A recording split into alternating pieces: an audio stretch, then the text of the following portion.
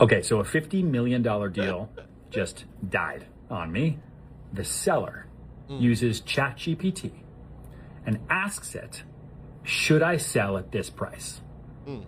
And maybe because of how he asked or whatnot, ChatGPT basically told him no. And at the same time, the buyer went to ChatGPT and asked it, am I overpaying for this property? And ChatGPT said yes. It is algorithm versus agent as more people are turning to chatbots to weigh in on major life and financial decisions, including whether to buy or sell a home. At the same time, the real estate industry is leaning into this trend. Companies like Zillow and Redfin launching apps inside ChatGPT, allowing buyers to search for homes, neighborhoods, and affordability through a simple AI conversation. Joining us now, the luxury broker who watched a $50 million deal almost crumble because of artificial intelligence, Serhant founder and CEO Ryan Serhant. Good to see you, Ryan. Okay, now I noticed the word almost there, so I got to ask you, were you able to salvage the deal somehow, even though ChatGPT got in the middle of it? Yes, 14 minutes ago. 16 minutes ago. Yes, I did. It took me a day and a half. And I just thought that the objections that were brought to me based on information that was taken as truth and not just as validation to the way questions were asked, which is really what LLMs do, was interesting enough for me to make that video that you guys saw and put it out there. But I fixed it. Took me a little bit, but I fixed it. Agent beat AI. Yeah, and he's not lying. If you go, I've seen people doing that more and more. Some of y'all are starting to use AI for all of these things. I use AI. I took a picture of my refrigerator and said, what can I cook from what's in there? And it actually told me some dishes using the items that were in there. But it becomes more and more prevalent. I'm seeing more and more usage of it in the real estate space, but I don't think that they're using it the right way. So it's only going to give you, whether you're looking, you can use this. This doesn't even mean selling a house. You can use this buying a house. You can use it renting an apartment. You can use it looking over your lease. If you get good and understand what AI does, I'm the type of person that would say, snap a picture of your lease, run it through AI and ask AI, what things should I be concerned about this? Whether you're leasing a house privately or whether you lease an apartment from an apartment community. But it just doesn't stop there. I think the information needs to be processed correctly, what's given to you, because you only give what you put in. So your input you put in is going to determine the output. Iterations are going to be necessary, and iterations are simply adjustments that you make to get the output that you're looking for when you deal with AI. So that's why I'm of the belief, and some people don't share it, but I'm of that belief that AI isn't taking people's jobs. Certain jobs are going to go because it's simple. Like, you stamp the paper. We don't need you to stamp the paper no more. AI can literally stamp the paper electronically or whatever the case may be through that workflow. So we're going to be dealing with, I personally believe, on a job market side, a lot of people are being fired because they want to test out AI, and they'll find out that we're 10 years away from actually running AI. Half of those people come back. The other half are going to have to get down with skills that would allow them to be able to initiate, control, monitor AI, use it in their job and whatever they do. Whatever they do for their job or did for their job, just the nature of those jobs will change because they'll be interacting with these large learning models, these AI models. This time. Well, Ryan, I encourage people to go watch your original video because all you did was raise questions about the use of these large language models and how people are interacting with them. And I came away with it like the buyer and seller, with respect to them, they clearly have a lot of money or big credit lines. we're just seem to be nervous to begin with, and we're looking for some sort of affirmation. Hold on. How you gonna play him like that? Big credit lines. How you know they might have a bag? Dude, I tell you, these people, y'all. It's funny. like rather than blaming ChatGPT, I'm going to blame my wife. She says that I deserve more than 50.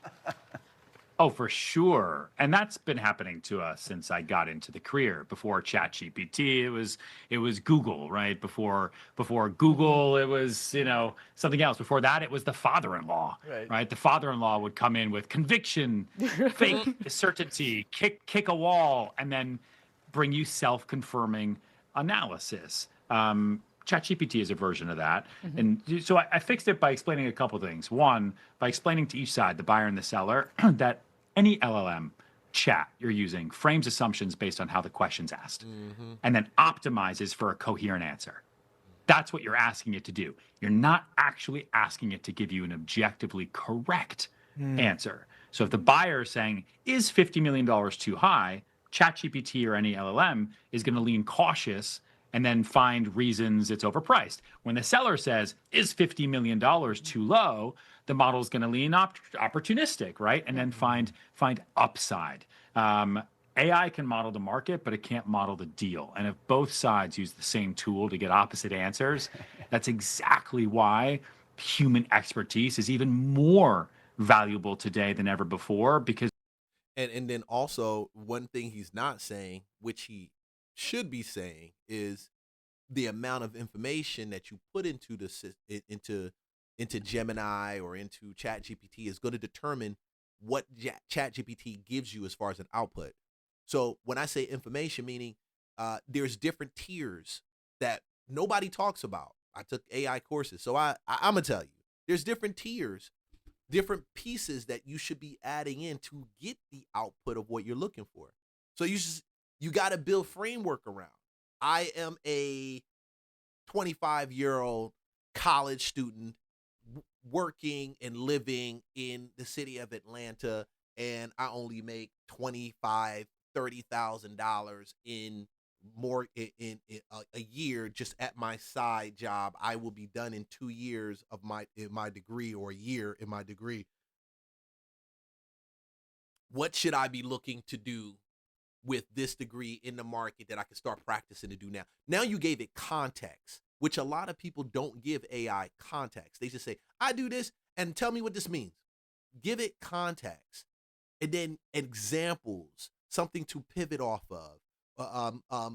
Explain that more so you can get a better understanding. A lot of these people are just asking these damn random questions to it, and and every time you ask those questions, it's crazy. The guy who had the $50 million house asked AI the question, why the guy who wanted to buy the $50 million house asked AI the same question. And they're on two opposite pieces, and they're putting that information into AI, more than likely not even adding in any comps, addresses, history, or context. And yeah, now AI is like, hey, I'm going to work for you, I'm going to work for you. I'm going to make sure that y'all both get the deal, but I'm not going to give you what you truly want to know is this the best time to sell, or best time to buy? Really, you need a lot more information input put in to come to that point. We can interpret information and the classification of information better than most people can, because this is what we do all day long. And so saved it. And what also happened with that video, and being on your show right now is a classic example of it.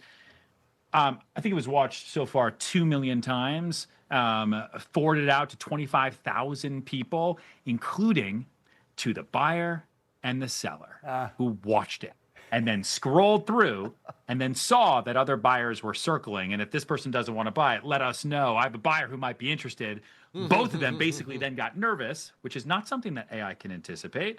Buyer signed this morning, seller signed 17 minutes ago. Okay, so a happy ending. Let me ask you this. We've talked about maybe the misuses of AI in this process, but there's a lot of people out there who feel like the housing market's tough. They'd love to have something that can help them make better decisions or evaluate options. What are the good uses of something like ChatGPT for somebody looking to buy a home or sell a home? Oh, absolutely. I think it is an additional tool in your tool belt to help you frame and model decisions. But it, like any other tool, shouldn't be the only one that makes the decision for you. One of the things that we have here at Serhant is called Simple. We did a massive fundraise for it. It is agentic artificial intelligence for real estate specifically, and it provides a deal analyzer where you take all the information the AI will have and the internet has, but then you, as the human, get to control the model inputs. You get to layer in proprietary comps, comparable off-market inventory, internal data, all the things that the public internet doesn't have, and you get to standardize how clients evaluate pricing. So instead of losing deals to AI at Serhant, at our company, you win them with it. So I think it's an amazingly helpful tool if used correctly. So what he's describing is an AI agent specifically responsible for research and then bringing out output, which is different. These agents are on the rise. When I say on the rise, like I'm building one. I know people that have built some other ones to help us do our jobs as either agents or investors, or you can use that as a mom and a pop, man. It doesn't matter. Whatever your job is, whether you're somebody that travels, whatever, you can assign it a specific thing and train it. And that's why I say when people just go to AI and just ask a question, you're going to get answers. And sometimes those answers are going to be spot on, but without the proper context and the layering, those answers are going to be scattered all over the place at the same time. Okay. It may not tell you exactly what you need to make the best decision at that time if you don't give it enough context. But these AI agents, dude, they are literally changing how we do a lot of things. They're going to change more.